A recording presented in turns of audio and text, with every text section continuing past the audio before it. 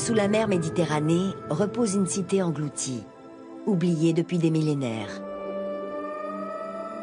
Comme une photographie immortalisée dans le temps, ces vestiges témoignent d'une civilisation perdue. Tonis Héracléon, une immense cité antique et un important port de commerce. Pourtant, cette Atlantide semble avoir disparu en un instant, laissant derrière elle peu de traces de son existence.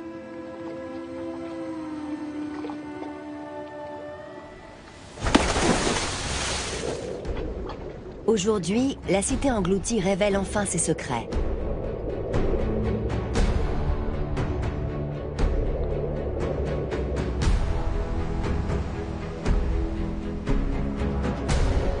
Des objets dans un état de conservation exceptionnel vont permettre aux archéologues de retracer son destin hors du commun.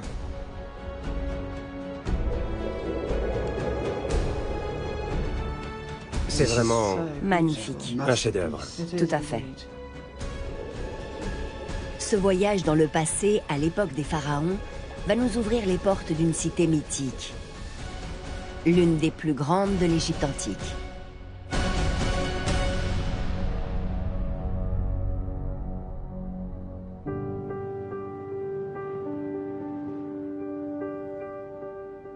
Il y a 2500 ans, la cité égyptienne de Tonis Héracléon se dressait ici, au bord de l'estuaire du Nil. Aujourd'hui, ces vestiges gisent au large de la côte méditerranéenne. Je laisse derrière moi l'Égypte moderne pour me rendre à 6 km au large, là où se trouvaient les anciennes rives du Nil. La terre s'avançait alors jusqu'ici et un port s'étendait tout autour de notre bateau. Hélène de Troie et son amant Paris sont venus ici avant le début de la guerre de Troie. D'après la mythologie grecque, c'est également ici qu'Héraclès, l'Hercule des Grecs, est arrivé en Égypte. Pourtant, pendant des siècles, cette cité est tombée dans l'oubli, car peu d'historiens croyaient en son existence. Jusqu'en l'an 2000, quand un archéologue sous-marin français, Franck Gaudiot, retrouve sa trace. Il n'y avait que ça. C'est fabuleux. Ça, c'est extraordinaire.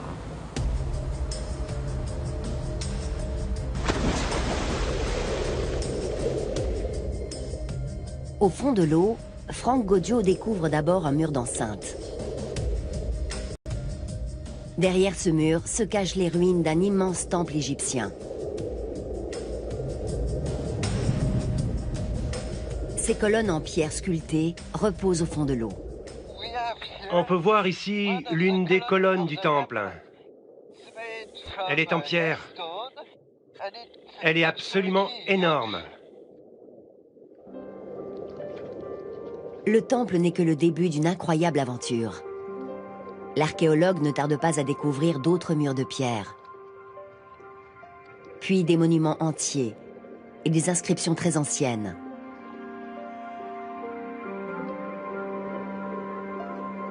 Parmi les ruines, il trouve des bronzes, des bateaux de cérémonie, de l'or, des bijoux, des pièces de monnaie, ainsi que la plus importante collection d'épaves anciennes jamais découverte. La cité de Tonis Héracléon n'était donc pas un mythe. J'ai travaillé comme archéologue dans le monde entier. Mais je n'ai jamais eu l'occasion de me rendre sur un site aussi fascinant que celui-ci. Il a fallu attendre 15 ans pour que des fouilles complètes soient autorisées et le mystère enfin élucidé. Celui d'une cité tout entière, avec ses temples, ses maisons, ses bâtiments publics. Cette ville demeurée intacte depuis 2500 ans offre un regard unique sur l'Égypte à une période charnière de son histoire. On a rarement eu la chance d'étudier une ville dont l'existence a été si longue. Héracléon a vécu pendant plus de 1000 ans. Elle a été occupée depuis la fin de l'ère pharaonique et le règne des grands pharaons jusqu'à l'arrivée d'Alexandre et le début de l'époque hellénistique. Ce qui m'intéresse, c'est de savoir quel rôle jouait ce port dans la région et dans la vie quotidienne des Égyptiens.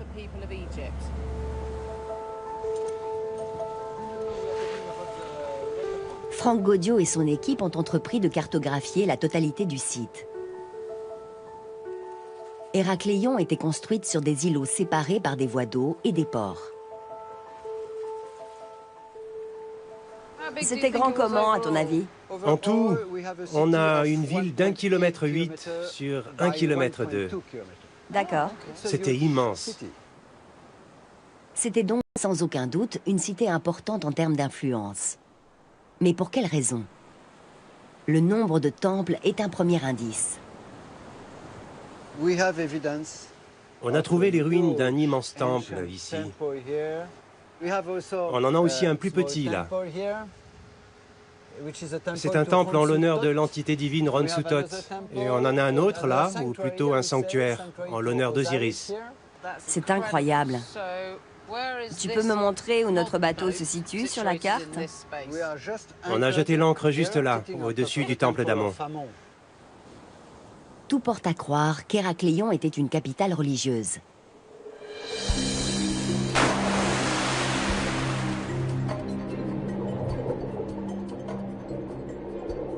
Au fond d'une voie d'eau étroite, l'équipe a fait une découverte exceptionnelle.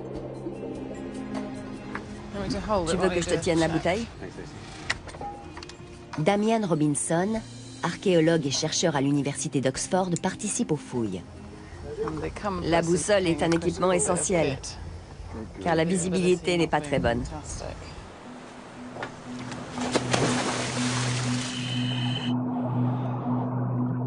Des pièces sacrées jonchent le fond de l'eau, et parmi elles, un objet particulièrement précieux.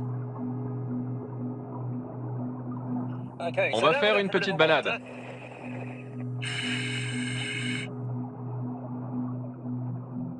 L'épave d'un bateau splendide, magnifiquement préservé.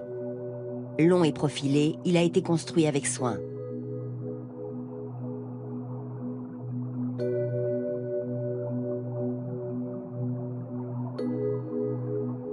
Il est en sycomore, un bois de très haute qualité, et il est cerné d'objets rituels. Ce bateau a coulé vers la fin du IVe siècle avant Jésus-Christ. Il devrait nous en apprendre beaucoup sur ce qui s'est passé à Héracléon à cette époque. La forme du bateau et la qualité du bois indiquent qu'il pourrait s'agir d'une barque sacrée. Ces bateaux de cérémonie sont représentés un peu partout en Égypte. Mais en débusquer un vrai est extrêmement rare. C'est d'ailleurs la seule barque sacrée datant de cette époque jamais découverte. Des textes anciens décrivent la grande cérémonie que les Égyptiens donnaient en l'honneur de la résurrection du dieu Osiris. Il s'agit peut-être de l'un des bateaux de la procession.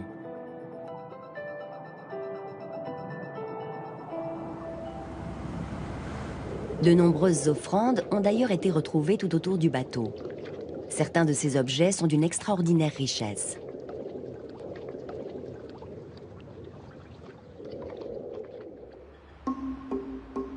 Ces trésors sous-marins offrent une mine d'informations sur les pratiques religieuses pendant l'Antiquité.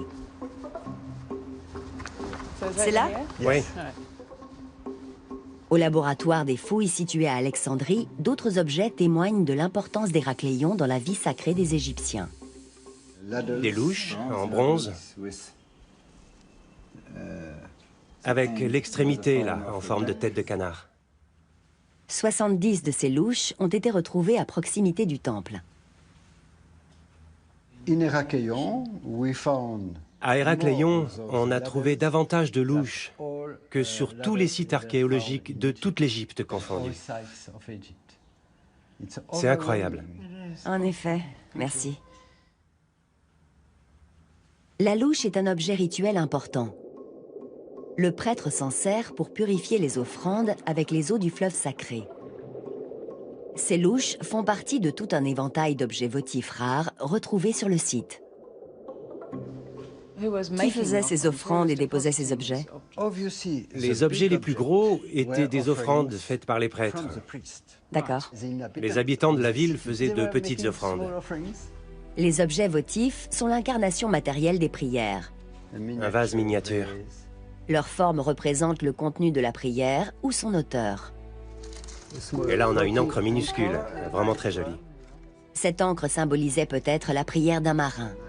Un petit éléphant pour le dieu. Et ce magnifique éléphant, celle d'un soldat. La dynastie des Lagides se servait beaucoup des éléphants pour faire la guerre. Oui, pour leur force. En plus des offrandes modestes laissées par des ouvriers, des marins ou des soldats, les archéologues ont trouvé des objets très raffinés, fabriqués par des artisans spécialisés.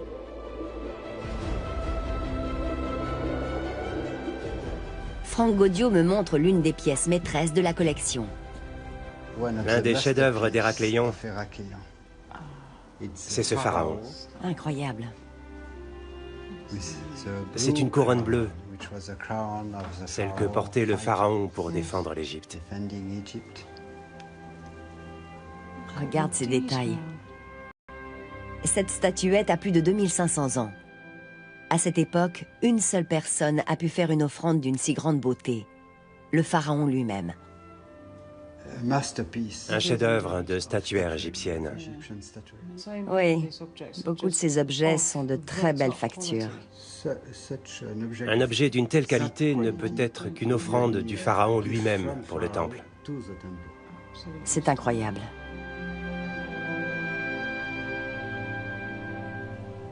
Est-ce que tu as des objets préférés?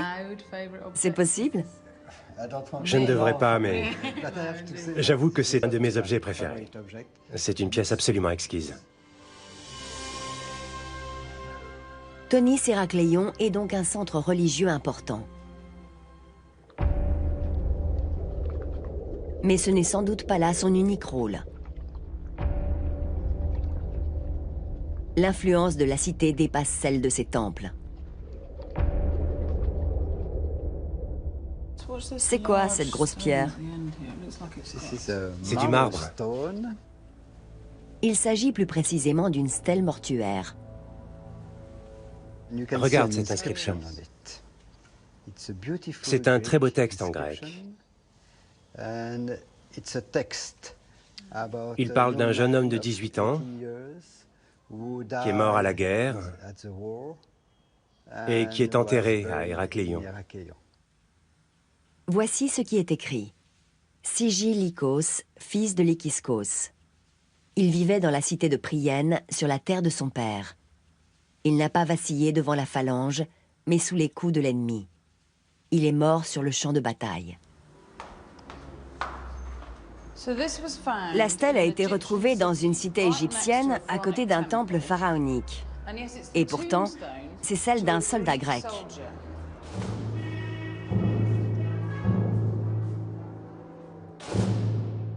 Tonis Héracléon se dressait à l'entrée de l'estuaire du Nil, aux portes de l'Égypte. Elle occupait donc un rôle stratégique.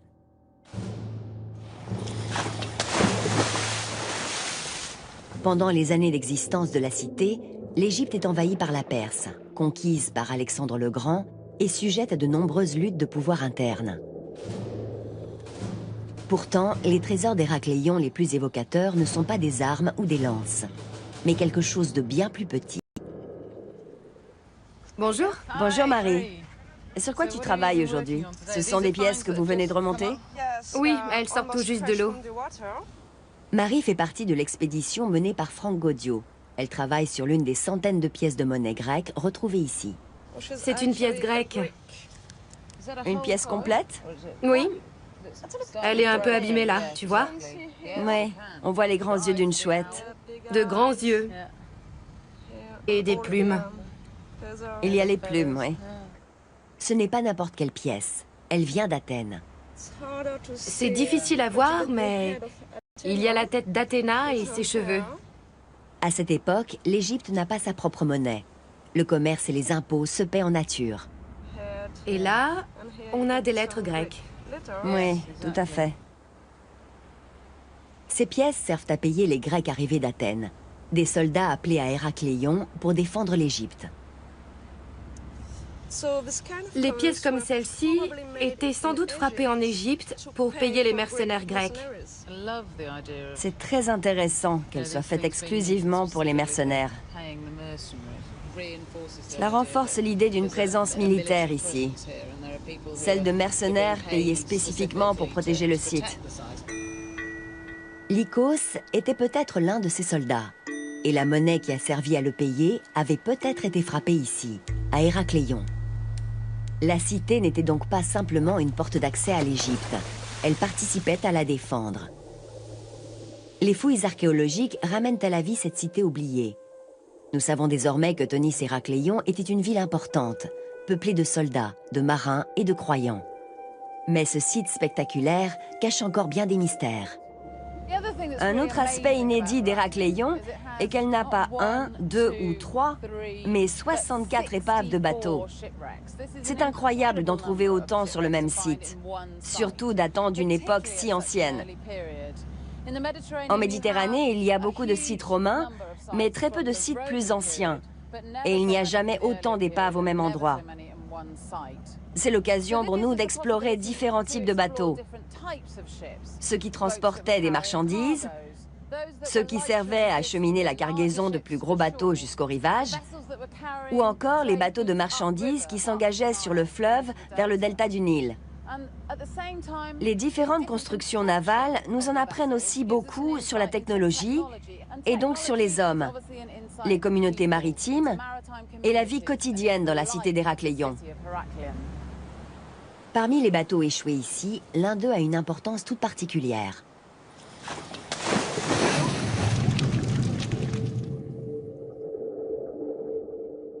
Voici la proue du bateau. Il est beaucoup plus grand que la barque sacrée vue plus haut. Il mesure 28 mètres de long.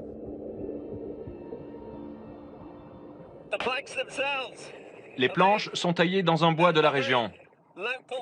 C'est de l'acacia. Il est idéal pour la construction navale. Hérodote a décrit un bateau de navigation fluviale appelé baris quand il est venu en Égypte. Et c'est plus ou moins ce qu'on a là.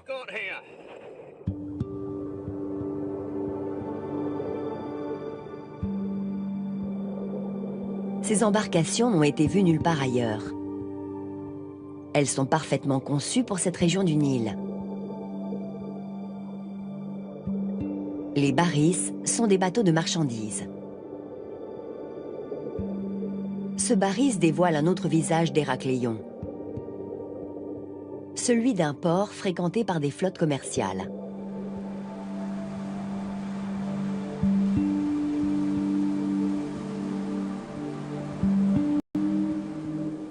Et ce commerce ne se limite pas à la région.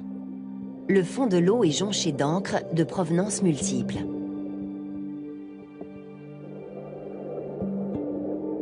Celle-ci appartient à un navire de haute mer. Elle possède sur le dessus un trou pour passer une corde et en dessous des trous pour planter des pieux en bois dans le sable. Il y a aussi des objets de Perse, de Vénétie et de Chypre. Héracléon n'était donc pas qu'un petit port local.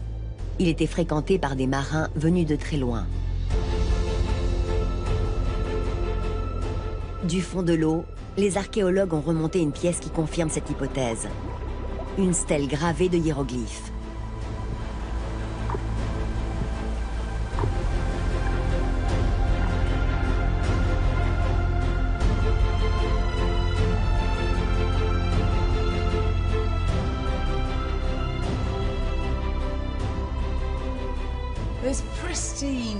Cette superbe stèle en granit noir de près de 2 mètres de haut regorge d'informations.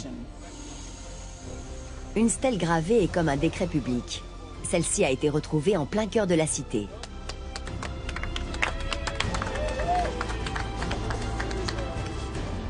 Et le nom de notre cité?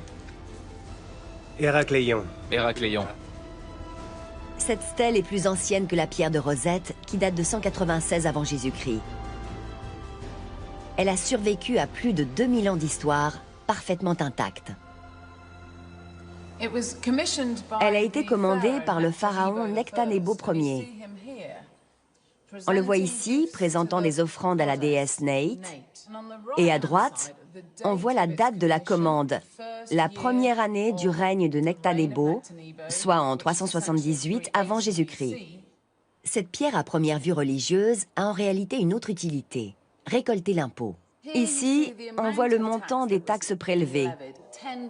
10% sur des matériaux comme l'or, l'argent, le bois brut et le bois sculpté. C'est donc à Héracléon que sont collectées les taxes douanières sur les importations. La stèle concerne tout ce qui vient de la mer des Grecs, c'est-à-dire la mer Méditerranée. Tout en bas, on trouve des références précises au port d'Héracléon, situé en effet à l'embouchure de la mer des Grecs. Une nouvelle référence à la Méditerranée. Ces symboles représentent les bateaux étrangers qui arrivent dans le port. Et cette partie de la stèle fait référence au port d'Héracléon. Là, il est écrit Thonis, le nom égyptien d'Héracléon. Cette pierre présente un autre détail surprenant. La stèle découverte à Héracléon n'est pas unique. Une stèle identique a été retrouvée une centaine d'années plus tôt sur le site de Naucratis. Naucratis était le plus grand poste commercial de la région. Toutes les marchandises venues de Grèce transitaient par ici. C'est l'un des sites archéologiques les plus importants d'Égypte. Ces stèles jumelles sont porteuses d'une information capitale. La cité d'Héracléon est non seulement aussi importante que Naucratis, mais les deux sont complémentaires. Héracléon et Naucratis, cet immense empire grec, travaillaient en étroite collaboration. Les deux ports permettaient d'acheminer les marchandises vers la capitale, Saïs.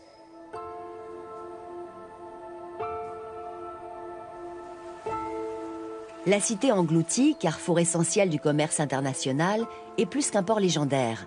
C'est un lieu vital pour l'Égypte.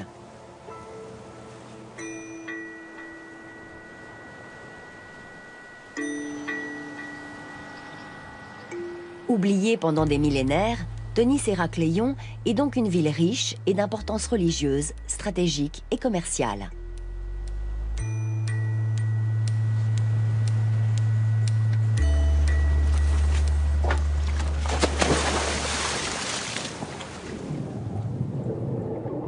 Les archéologues ne sont pas au bout de leur surprise.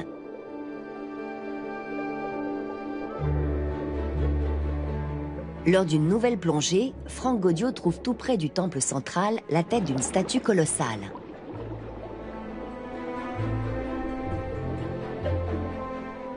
Puis une autre tête, un torse et des jambes. En tout, il reconstitue 3 statues.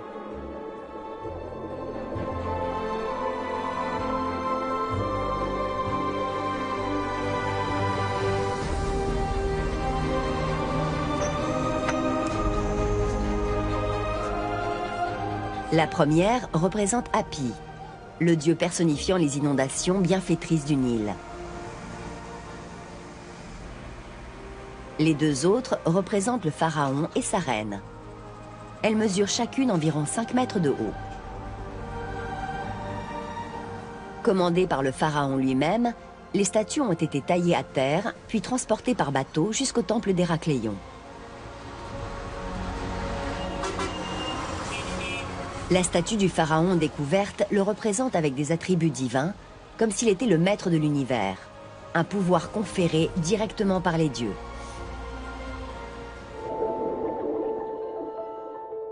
Les dernières fouilles sous-marines laissent à penser que le pharaon recevait ce droit divin ici même, à Héracléon. Ce coffre en pierre est moins spectaculaire que les statues, mais plus symbolique. Il s'agit du Naos, le cœur sacré du temple qui abrite le dieu. Des droits dynastiques précis sont inscrits sur cette pierre sacrée. Des droits que chaque pharaon doit appliquer pour légitimer son autorité. Le pharaon devait se rendre dans ce temple pour recevoir de la main du dieu Amon le droit de régner. Et on a la preuve que lorsqu'il venait à Héracléon, il séjournait dans un palais spécifique qui lui était réservé. Thonis Héracléon n'est donc pas seulement un port de commerce important. C'est ici que les nouveaux pharaons reçoivent les droits dynastiques qui les autorisent à régner sur l'Égypte.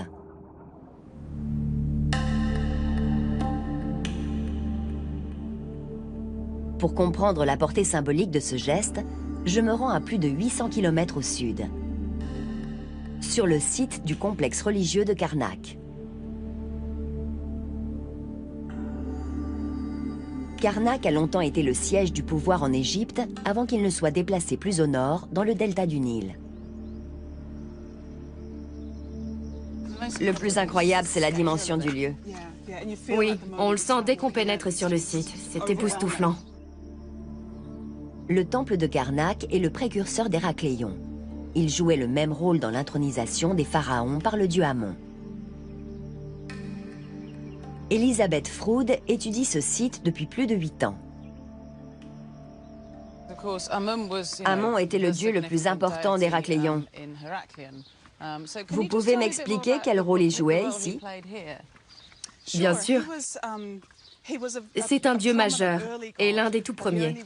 Mais son lien avec les pharaons et le complexe de Karnak n'est apparu qu'au début du nouveau royaume. Il est toujours relié à l'idée de royauté et de transmission du pouvoir royal. Partout sur les colonnes autour de nous, Amon est représenté avec le pharaon. C'est lui, à gauche? Oui, son signe le plus caractéristique, c'est sa couronne. Elle est ornée de 2 longues plumes. Toutes les scènes représentant des êtres humains montrent le pharaon et le dieu Amon qui se livrent à des rituels devant lui. Quiconque pénètre dans un temple égyptien est donc assailli d'images de la royauté. Le roi tire sa légitimité de cette relation intime ritualisée avec les dieux. Comme à Héracléon, Karnak n'est pas seulement un lieu sacré. Il permet d'asseoir le pouvoir royal. Mais à qui s'adressent ces inscriptions? Qui le roi cherche-t-il à impressionner par son pouvoir divin? Elisabeth Froude pense avoir trouvé la réponse, sur des graffitis. Pour moi, un graffiti est un nom gribouillé sur un mur. C'est bien de ça dont vous parlez? C'est ça, oui. On a beaucoup de choses gribouillées par des scribes et d'autres membres du temple, qui écrivent leur nom ou leur titre un peu partout sur les murs. Parfois, ils font aussi un petit dessin. Allons voir. Oui, allons jeter un œil là-dedans. C'est incroyable, n'est-ce pas? Oui. C'est la signature d'un membre du personnel du temple. Son nom, Nebuneb, est inscrit ici. Il dirige l'équipe de boulangers ou quelque chose qui s'en rapproche. On a du mal à lire son titre. Il y a plus de 3000 ans, un ouvrier égyptien s'est assis à cet endroit et a gravé ce dessin. Ici, on a un dessin d'Amon, l'une de ses représentations. Ouais, je le vois. On voit les plumes. On s'imagine souvent que les ouvriers des temples étaient invisibles. C'est vrai. Mais soudain, par ces graffitis, ils nous apparaissent. On ne saura jamais pourquoi il a grévé cela ici, mais lui le savait. On se sent soudain proche de cet être humain qui a vécu ici il y a très longtemps, et ça n'arrive pas souvent. C'est vrai. Grâce à ce graffiti, nous pouvons nous représenter ces individus ordinaires qui gravitent autour du temple. L'éventail des tâches qu'ils accomplissent est résumé dans cette immense inscription. Cette inscription est un message du grand prêtre d'Amon, qui s'appelle Roma, ou Roy. Il s'adresse à des ouvriers qui travaillent là-bas. Il leur promet un nouveau bâtiment. Il accueillera des brasseurs, des boulangers et des artisans, tous ceux qui produisent des offrandes pour le temple.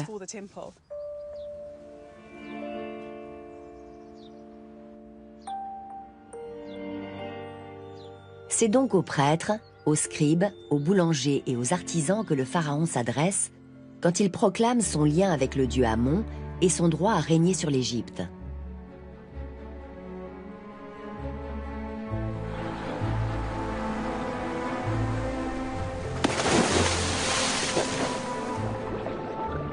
Mille ans plus tard et à 800 km de là, c'est à Héracléon que les derniers rois d'Égypte viennent chercher leur légitimité. Les vestiges retrouvés l'attestent. La cité engloutie était un centre religieux de premier plan pour la dynastie des pharaons.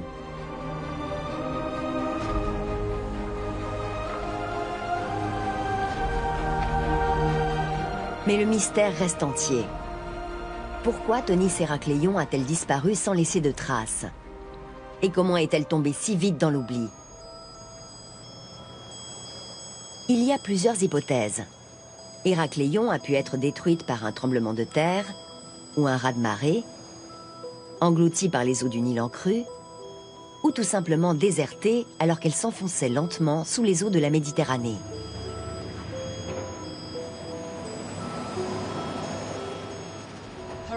Héracléon était constituée d'îlots et de voies d'eau à l'embouchure de ce grand fleuve. Donc, elle était sujette aux inondations. Avant le début du XXe siècle, quand mon arrière-arrière-grand-père a participé à la construction du barrage d'Assouan, le fleuve débordait régulièrement et transformait des routes en rivières et des villages en îles.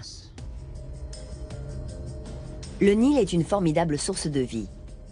Il nourrit la terre d'eau douce et de limons fertiles, mais il est aussi très destructeur. Je me rends sur l'île de Rhoda au Caire pour comprendre à quel moment de l'année le Nil était le plus dangereux. Il était fondamental que les Égyptiens connaissent les variations du niveau du Nil pendant son cycle annuel. On a ici un exemple d'échelle graduée, ce qu'on appelle un nilomètre. Il renseignait les Égyptiens sur le niveau du fleuve pendant toute une année. C'était une information tellement importante pour eux qu'au fil du temps, ils ont fait des nilomètres de plus en plus sophistiqués.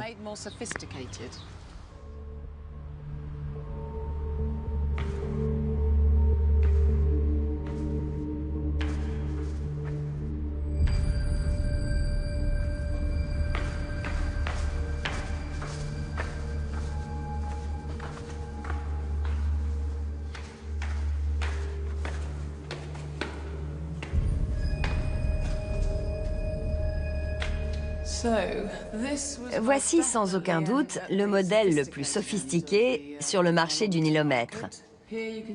Ces trois ouvertures permettaient au fleuve de s'engouffrer et la majeure partie de l'année, toute cette zone était inondée. Donc, je devrais être sous l'eau. Cette immense colonne est le nilomètre. Chaque niveau est indiqué en coudées, ce qui donne une idée précise de l'élévation annuelle des eaux du Nil. Les prêtres savent exactement quel niveau est synonyme de prospérité, de champs fertiles et de bonnes récoltes, et lequel est synonyme d'inondation et de famine. Plus on monte le long de l'échelle, plus on franchit des étapes. 12 coudées signifie la faim, 14 coudées le bonheur, 16 coudées l'abondance, la joie, la fête. Mais plus haut, les réjouissances s'arrêtent net. Si le niveau du Nil dépassait les 16 coudées, c'était synonyme de dévastation dans tout le pays. Les prêtres ne font pas que mesurer le niveau du fleuve. Ils le notent dans des registres. Certains ont été conservés. Le graphique que j'ai sous les yeux est le relevé détaillé des crues du Nil vers l'an 600, enregistré ici, sur le nilomètre de l'île de Rhoda. On remarque des crues particulièrement hautes, des méga-inondations en quelque sorte. Ces inondations ont eu lieu au 7e et 8e siècle. Mais ce ne sont pas celles-ci qui ont détruit Héracléon. Car à cette époque, la cité ne se trouvait déjà plus sur les rives du Nil. Quand le Nil traverse le delta vers la Méditerranée, il se divise en plusieurs branches. Dans l'Antiquité, il y en avait 7. La plus à l'ouest s'appelait la branche canopique. C'est à l'embouchure de ce bras que se dressait la cité d'Héracléon. Je rencontre le géologue Clément Flo, spécialisé dans la région et en particulier dans la branche canopique, pour comprendre comment ce bras du Nil a pu disparaître. On est actuellement sur la branche de Rosette, qui doit beaucoup ressembler à la branche canopique qui existait dans l'Antiquité. Oui, tout à fait. On est ici au sud de la ville de Rosette. Et voilà où se trouvait la branche canopique. Elle était dans la partie basse du delta, d'un point de vue sédimentaire, avec ce genre de végétation qui pousse dans l'eau. Comme les papyrus, d'accord. Avec le temps, le limon déposé par le Nil s'est accumulé et a bouché la branche canopique, la réduisant à un simple ruisseau de vase. Sait-on à peu près à quelle date la branche canopique a cessé d'être praticable? Il faut distinguer l'embouchure du reste de la branche. C'est l'embouchure qui a été la première envasée, sans doute en raison du canal d'Alexandrie qui passait juste au sud et qui a détourné l'eau qui alimentait la bouche. D'accord. Le flux s'est réduit à l'embouchure. Donc, vous pensez que c'est autant le fruit de l'intervention humaine que de l'envasement naturel de la branche canopique? Oui. Sait-on précisément quand la branche canopique s'est envasée? Pas précisément, parce que le processus a été progressif. On sait que vers le 5e ou le 6e siècle, la bouche n'existait plus. Elle semble avoir disparu à cette époque, au 5e ou 6e siècle après Jésus-Christ.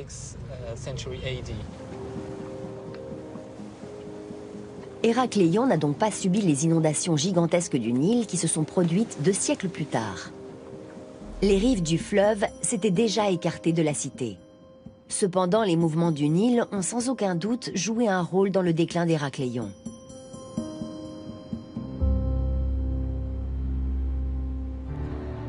Son importance stratégique et commerciale était indissociable de son activité portuaire. Une fois la branche canopique bouchée, son port s'est retrouvé paralysé. Mais ce n'était qu'une mort annoncée, car le port d'Alexandrie, fondé par Alexandre le Grand en 331 avant Jésus-Christ, lui faisait déjà de l'ombre. Alexandre a construit son port ici, car une barrière de récifs longeait toute la côte. C'était une base solide pour le port. Plus le port d'Alexandrie grandit, plus celui d'Héracléon décline.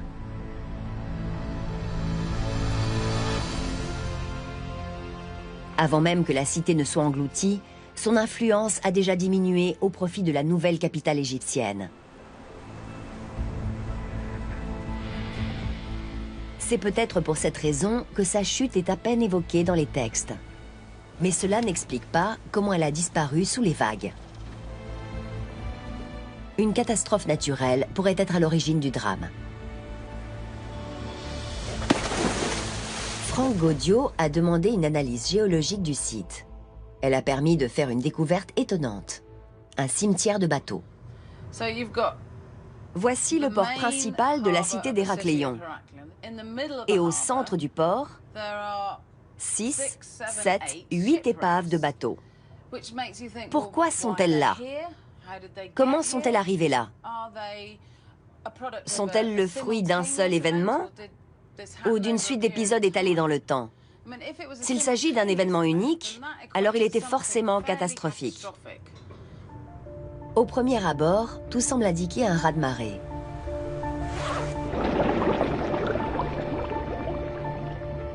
Mais Damian Robinson a remarqué sur ces épaves quelque chose de singulier.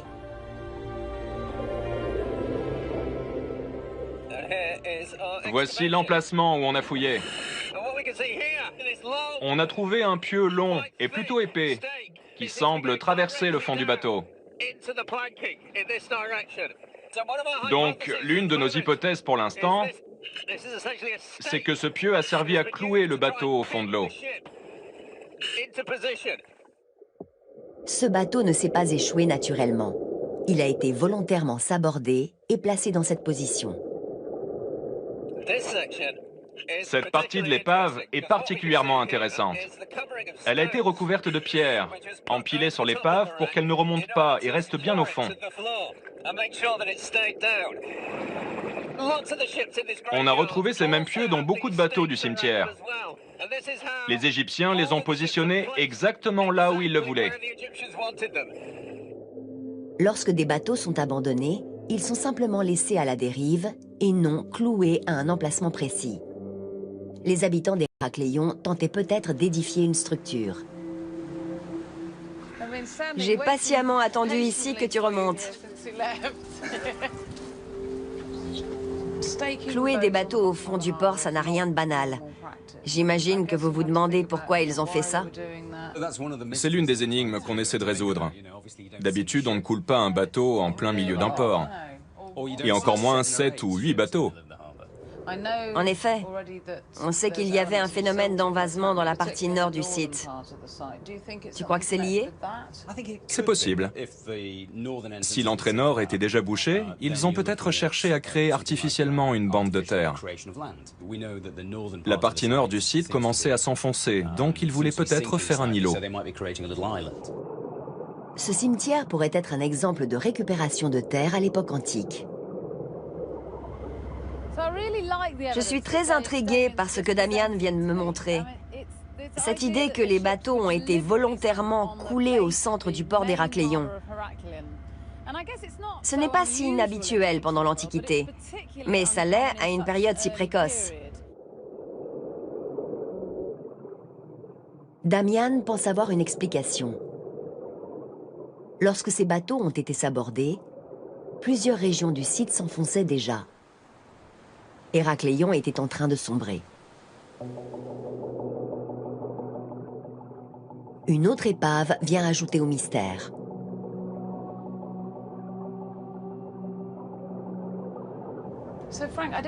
D'après ce que tu m'as dit, l'un des bateaux a connu un naufrage dramatique. C'est l'épave 61, au sud du temple.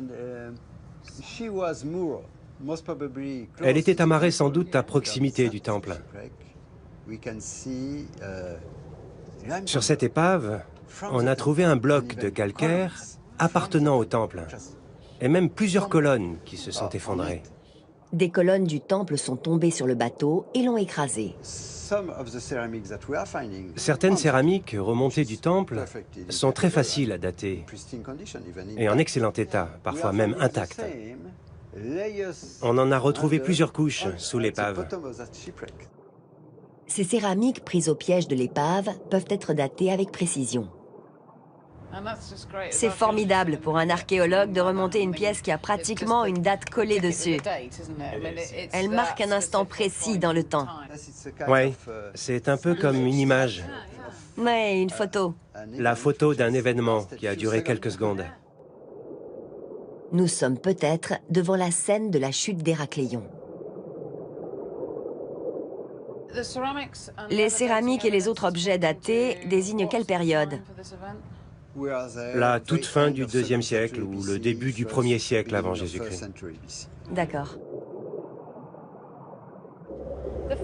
Le fait que le temple soit tombé sur ce bateau qui était amarré à proximité signifie que c'est arrivé brusquement.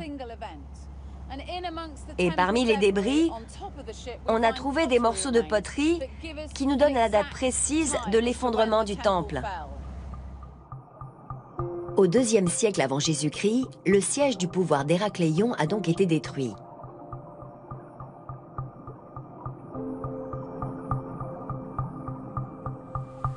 Pourtant, aucun séisme ni aucun raz-de-marée ne se sont produits à cette période. Alors, quelle catastrophe naturelle a bien pu détruire la cité?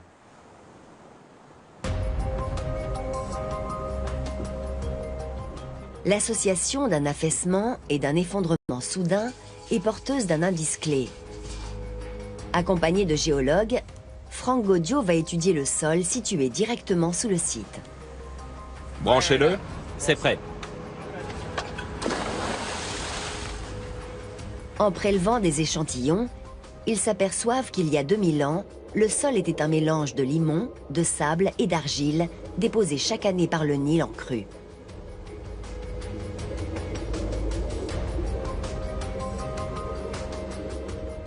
Pour mieux comprendre ce que cela implique, je rencontre le sédimentologue Jeff Pickle.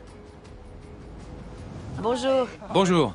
Quel magnifique paysage. Oui, la vue est vraiment splendide. Tout à fait. Voir ainsi l'entrée de l'estuaire permet d'établir une comparaison intéressante avec l'entrée de la branche canopique sur laquelle Héracléon a été construite.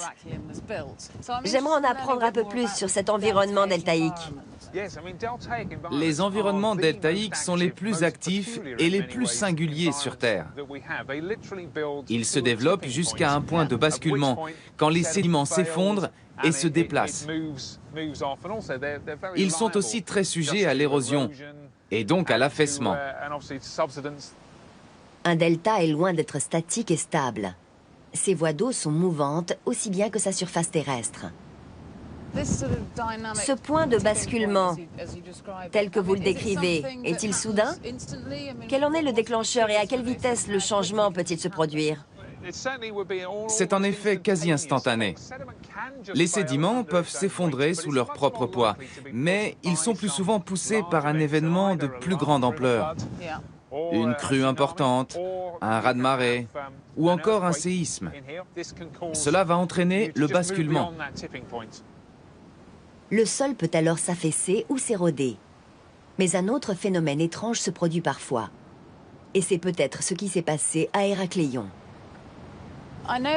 L'équipe a prélevé une série d'échantillons dans la région et je sais que vous les avez examinés. Y avez-vous vu quelque chose de particulier qui pourrait expliquer ce qui s'est passé sur ce site? Oui, ils sont très étranges. Normalement, quand on regarde des échantillons, surtout de l'ère moderne, on s'attend à voir des strates bien nettes et horizontales. Parce que les sédiments se déposent presque toujours horizontalement dans la nature. Mais au milieu de celles-ci, on a des couches de sédiments déformées. C'est un indice important car c'est un signe de liquéfaction, quand un solide devient liquide. Le sol sous la cité d'Héracléon ne s'est pas simplement enfoncé. Il s'est liquéfié. Je vais vous faire une démonstration de liquéfaction très simple, mais très parlante. Voici un aquarium rempli de sable et d'eau. Pour l'instant, c'est un environnement stable. Mais comme vous le savez, les deltas sont par définition des milieux instables. Et pour vous le prouver, je vous ai apporté un petit temple à poser dessus. C'est génial, merci beaucoup.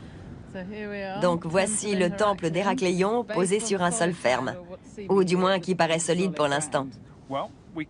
Un certain nombre d'éléments déclencheurs peuvent transformer le solide en liquide.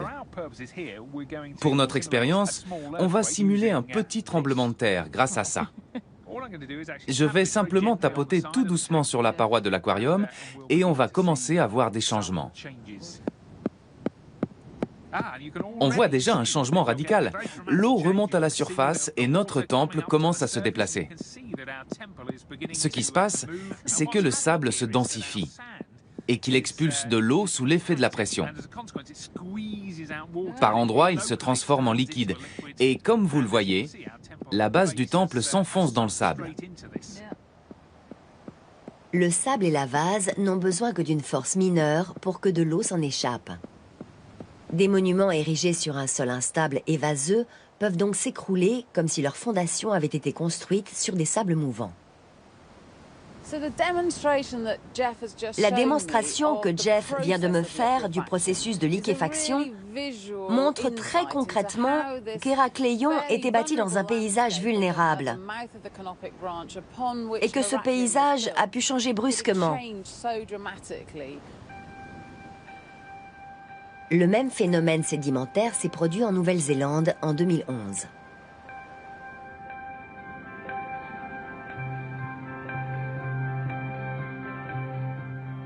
La liquéfaction du sol accélérée par un tremblement de terre a ravagé la ville de Christchurch. Imaginez l'impact sur une cité antique, avec ses temples immenses et ses structures dépourvues de fondations. Il n'y a pas eu besoin d'un énorme raz-de-marée, ni d'un violent tremblement de terre, ni même d'un événement digne d'être signalé par les historiens de l'époque. C'était peut-être un incident mineur, mais dont l'impact a été dévastateur. Tony Héracléon a lentement été englouti, puis oublié pendant plus de 2000 ans. Les rives du Nil, source de vie, étaient en fait trop instables à cet endroit pour y construire une ville. Malgré son prestige, le règne d'Héracléon ne pouvait être qu'éphémère. Ironie du sort, le limon du Nil, qui a détruit la cité d'Héracléon, est aussi ce qui a permis de la préserver de façon si intacte. Aujourd'hui, nous pouvons reconstruire la cité pièce par pièce.